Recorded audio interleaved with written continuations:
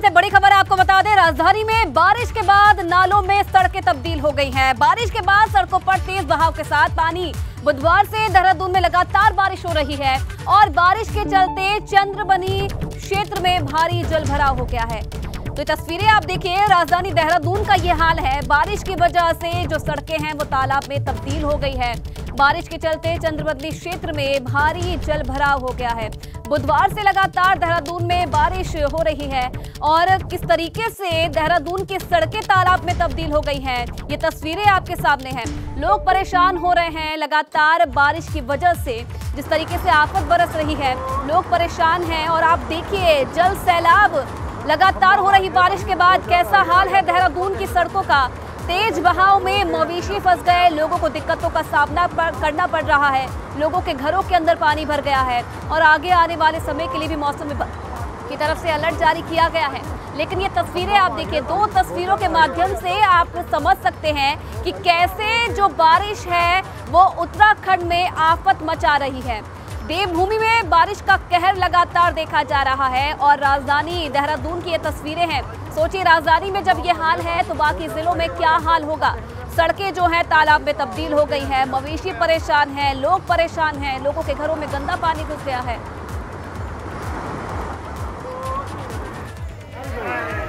बड़ी खबर है, रुद्रप्रयाग में लैंडस्लाइड से लोगों की मुश्किलें बढ़ गई हैं। हाईवे पर लगातार बड़े बड़े पत्थर गिर रहे हैं, जगह जगह हाईवे पर रुकावटें आ रही हैं और यात्रियों को घंटों जाम का सामना करना पड़ रहा है। लेकिन ये तस्वीरें आप देखिए, रुद्रप्रयाग से ये तस्वीरें सामने आ रही हैं, जहाँ किस तरीके से पहाड़ी से अचानक से ये मलबा जो है भरभरा कर गिर पड़ा, जिससे जो ये मार्ग है ये बाधित हो गया।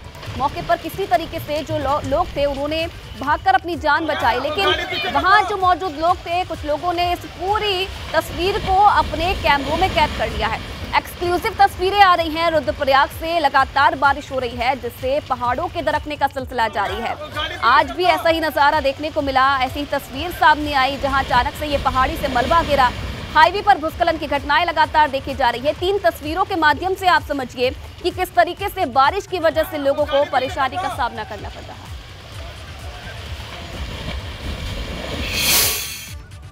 और चलिए अब आपको दिखाते हैं उत्तरकाशी की तस्वीर। उत्तरकाशी में गंगोत्री नेशनल हाईवे पर लगातार भूस्खलन हो रहा है और भूस्खलन की वजह से आने जाने वाले यात्री परेशान हैं। बीआरओ को रास्ता खोलने में काफी दिक्कतों का सामना करना पड़ रहा है।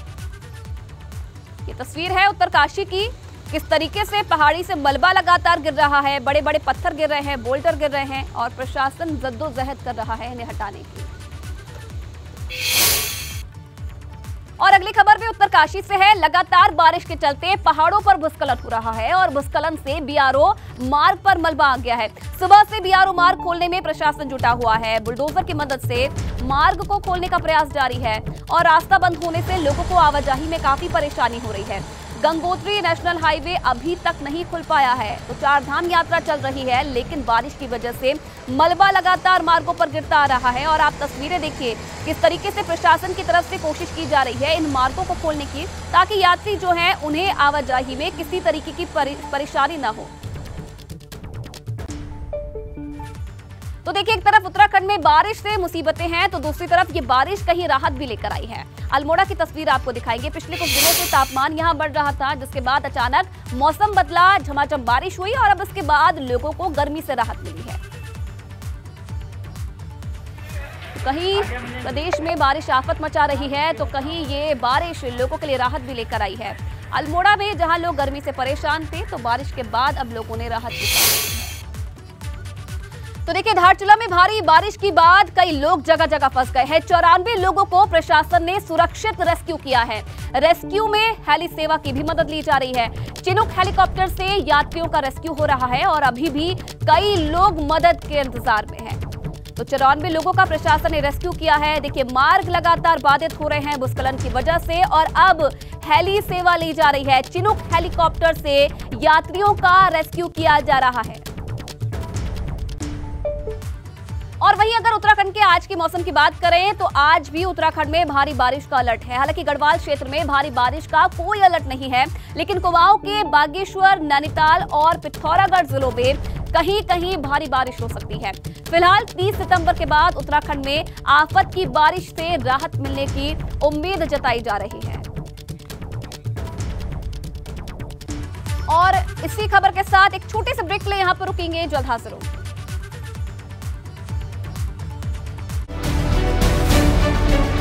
खटीमा में 2 पूर्व सैनिकों पर बाघ ने हमला कर दिया। ये लोग बंसा मिलिट्री कैंटीन सामान लेने जा रहे थे। अब घायल दोनों पूर्व सैनिकों का जिला अस्पताल में इलाज चल रहा है। दोनों की हालत स्थिर है। तो वहीं अब क्षेत्र अधिकारी को गश्त बढ़ाने के निर्देश दे दिए गए हैं। क्षेत्र अधिकारी सुरई को निर्देश दे दिए गए हैं कि तत्काल क्षेत्र में अपनी गश्त कार्रवाई बढ़ाएं और जितना जो आवागमन के रास्ते हैं राहगीरों के, उनमें झाड़ियों की सफाई इत्यादि कर लें। इस संबंध में नियमानुसार जो भी अग्रेतर कार्रवाई होगी वो की। और अब बात करते हैं टिहरी की। यहाँ नई टिहरी स्थित कॉन्वेंट स्कूल के 2 छात्र अचानक से गायब हो गए, जिसमें से अब एक छात्र का शव टिहरी बांध की झील से बरामद हुआ है, जबकि दूसरे की तलाश जारी है। एसडीआरएफ और थाना पुलिस को झील किनारे छात्रों की ड्रेस और जूते बरामद हुए हैं। मृतक छात्र के कपड़ों के पास स्कूल का एक परीक्षा पत्र भी मिला है, जिसमें उसने आई लव यू मॉम लिखा है। हमारी एसओजी और जो हमारी लोकल पुलिस है और एसडीआरएफ इस तरह से अभियान चलाया जा रहा था। इसी उसमें हम आज कुछ हमें इसके झील के किनारे जो है कपड़े और शूज़ मिले। उसी आधार पे फिर जब झील में हम लोगों ने और एसडीआरएफ ने, एसओजी की टीम ने सर्च अभियान चलाया तो उसमें आशीष लड़की की जो है डेड बॉडी मिल गई है। हरिद्वार में पंचायत चुनाव की तैयारियां तेज हो गई है। रुड़की में ग्रामीण इलाकों में पुलिस ने फ्लैग मार्च निकाला है। कई गांवों में फ्लैग मार्च के साथ ही ड्रोन से भी निगरानी हुई। पुलिस ने चुनाव में शांतिपूर्ण माहौल बनाने की लोगों से अपील की है। तो जैसे जैसे मतदान का दिन नजदीक आ रहा है, वैसे वैसे जो तैयारियां हैं वो तेज होती जा रही हैं। तस्वीरें आप देखिए, पुलिस की तरफ से शांतिपूर्ण माहौल बनाने के लिए फ्लैग मार्च निकाला गया। लोगों से अपील की गई है कि चुनाव के दौरान शांतिपूर्ण माहौल रखें।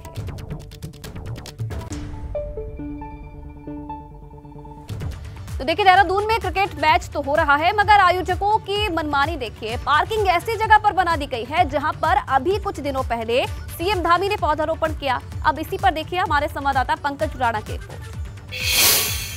रोड सेफ्टी वर्ल्ड सीरीज के तहत राजधानी देहरादून के राजीव गांधी क्रिकेट स्टेडियम में मैच होने जा रहे हैं, लेकिन इसमें एक दूसरा पहलू ये भी है कि जहां पर प्लांटेशन किया गया है वहां पर पार्किंग बना दी है। आप देखेंगे तो देखिए ये पार्किंग का बोर्ड लगा हुआ है और इसके इस साइड पूरी तरह से वन विभाग और तमाम जो पर्यावरण संरक्षण प्रेमी हैं उन्होंने यहाँ प्लांटेशन किया था। मुख्यमंत्री पुष्कर सिंह धामी ने ही हाल ही में जब हरेला का पर्व मनाया गया था तो बड़े स्तर पर इस क्षेत्र में प्लांटेशन का काम किया गया था। और आप देखेंगे तो छोटे जो पौधे हैं वो अभी उग ही रहे हैं, लेकिन जो यहाँ कंपनी है जो इवेंट करा रही है ये मैच का, उस कंपनी ने इन पौधों के बीच में ही पार्किंग का एरिया बना दिया है। इससे साफ ये कहा जा सकता है कि ये जो प्लांटेशन किया गया है, जो छोटे पौधे आपको नज़र आ रहे हैं, जब गाड़ी यहाँ पार्क की जाएंगी तो ये सब पौधे टूट जाएंगे, यानी कि खराब हो जाएंगे। तो ये एक कहीं ना कहीं साफ तौर पर कहा सकता है कि एक तरफ रोड सेफ्टी को लेकर ये बड़ा सीरीज यहाँ पर राजधानी देहरादून में की जा रही है, जिसमें 8 देशों के जो पूर्व खिलाड़ी हैं वो यहाँ हिस्सा ले रहे हैं। लेकिन दूसरी तरफ आप अगर देखेंगे तो जो पर्यावरण संरक्षण के लिए ये पौधों का यहाँ पर यहाँ लगाए गए थे, पौधारोपण किया गया था, वो पूरी तरह से तहस नहस होने की कगार पर बढ़ गया है। देहरादून से अपना सहयोगी कृष्णपाल ऑरेंज के साथ पंकज राणा, एबीपी गंगा। कुमाऊं में ई बीट पुलिसिंग की शुरुआत होने जा रही है और अब तक मैनुअल तरीके से बीट पुलिसिंग करने वाली कुमाऊं पुलिस अब हाईटेक तरीके से पुलिसिंग करेगी। डीआईजी नीलेश आनंद भरने ने कहा है कि बीट पुलिस को भी इंटरनेट से जोड़ा जाएगा। चलिए आगे बढ़ेंगे तो रामनगर में तराई पश्चिम वन प्रभाग से वन विभाग ने गश्त शुरू कर दी है। डीएफओ ने 60 वन कर्मियों के साथ संयुक्त गश्त की है और गश्त तराई और रामनगर वन प्रभाग के संवेदनशील इलाकों में है, ताकि जंगलों में होने वाली आपराधिक गतिविधियों पर नजर रखी जा सके।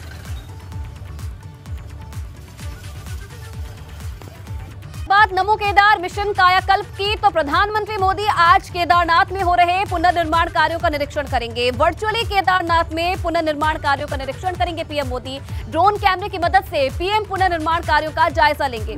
सुबह 10:30 बजे ये बैठक होगी। 21 कार्यों में से 10 कार्य इसी साल पूरे करने का लक्ष्य रखा गया है और इन्हीं कार्यों की स्थलीय प्रगति का जायजा प्रधानमंत्री मोदी की तरफ से आज पीएमओ से लिया जाएगा। इस दौरान देहरादून में मुख्यमंत्री पुष्कर सिंह धामी के साथ साथ जो मुख्य सचिव हैं डॉक्टर एस संधू भी प्रधानमंत्री को लाइव जानकारी देते रहेंगे। इसके लिए उत्तराखंड शासन और जिला प्रशासन स्तर पर तैयारियां पूरी की जा रही है। केदारनाथ में इन दिनों दूसरे चरण का काम चल रहा है, लेकिन पहले चरण का काम कितना हो चुका है इसकी जानकारी खुद प्रधानमंत्री मोदी आज वर्चुअली लेंगे। तो देखिए, केदारनाथ के लिए एक अलग ही आस्था प्रधानमंत्री की देखी जाती है और समय समय पर ये कोशिश उनकी तरफ से की जाती है कि जो भी निर्माण कार्य केदारनाथ में चल रहे हैं उनकी खुद मॉनिटरिंग करें, उनकी खुद जानकारी करें। और आज वही दिन है जब आज वर्चुअली प्रधानमंत्री मोदी जुड़ेंगे और किस तरीके से केदारनाथ में पुनर्निर्माण का कार्य चल रहा है उसकी समीक्षा करेंगे। तो आपदा के बाद भारी नुकसान हुआ था केदारनाथ में, जिसके बाद लगातार जो पुनर्निर्माण का कार्य है वो जारी है।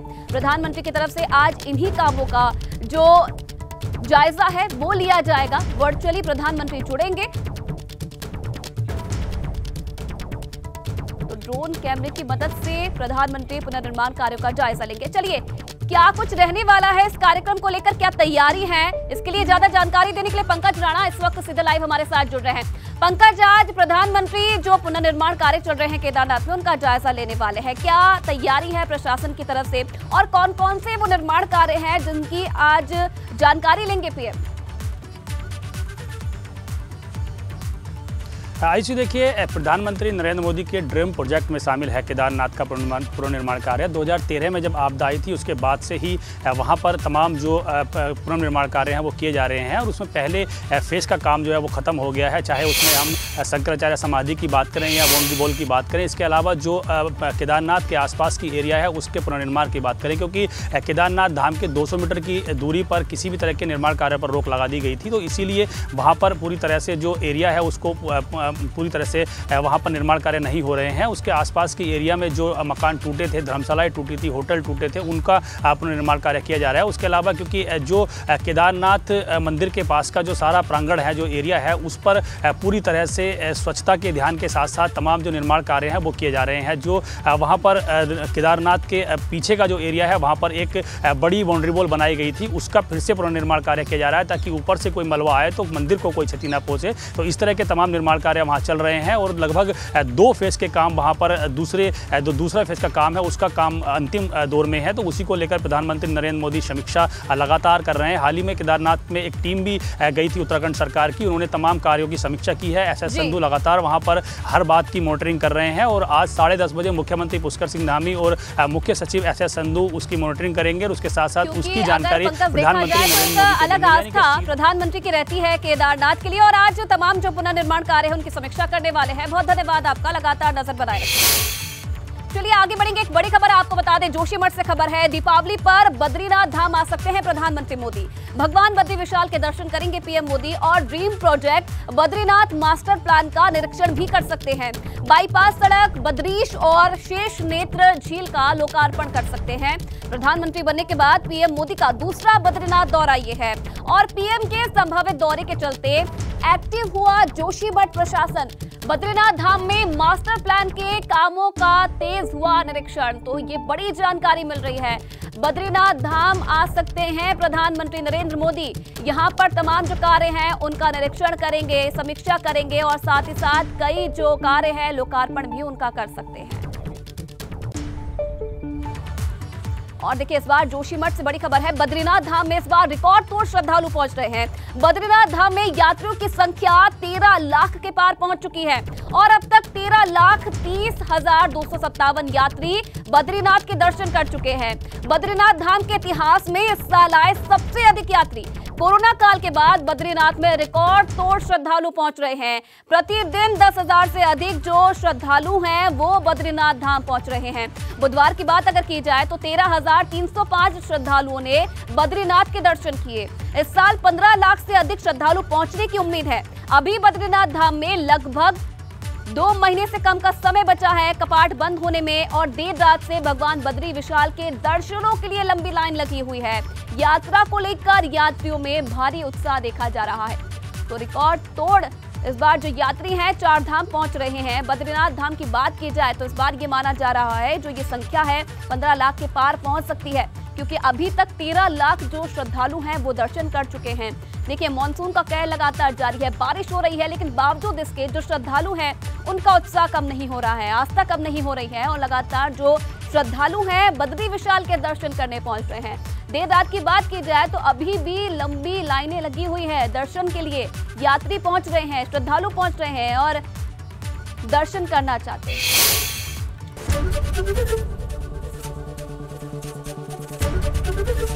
एबीपी गंगा, खबर आपकी, जुबान आपकी।